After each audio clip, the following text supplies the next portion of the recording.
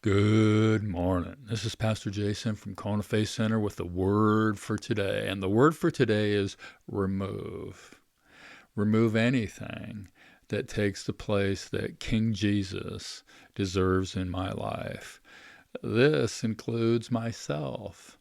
My decision making should be subordinate to King Jesus. I need to remove myself from the place of being in charge of my life. I need to replace myself, turn over the decision-making responsibility to King Jesus. The sons of thunder asked for position in the kingdom. I love it. Jesus asked if they had what it takes to be in that position. And even though they said they did, even though they had to pay the price because they said they did, Jesus said position is decided by the Father. The rich young ruler wanted to rule his own life. I need to make sure that King Jesus is ruling and reigning in my life. The simple test is follow Jesus. If I'm following Jesus, I don't decide where I'm going. I'm just following Jesus. The question then becomes, can I endure in following Jesus? The answer is that with God, all things are possible, including following Jesus all the way to the end. So, the lesson today, I want to be careful what I ask for, yes. In fact, I want to leave the decisions of my life up to God. Father knows best. He always makes decisions that are much better than anything I can come up with. Now, I know that he loves me.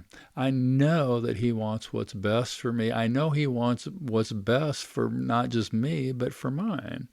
So I need to trust God in the midst of circumstances, and I think there's some circumstances coming. We need to trust God in the midst of circumstances. This means that I need to hear from God directly. I need to be really careful about what others say God is saying.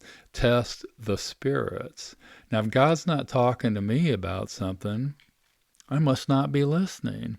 I must remove the things that keep me from listening to God on a daily basis. I must remove the things in this life that keep me from letting King Jesus rule and reign in my life.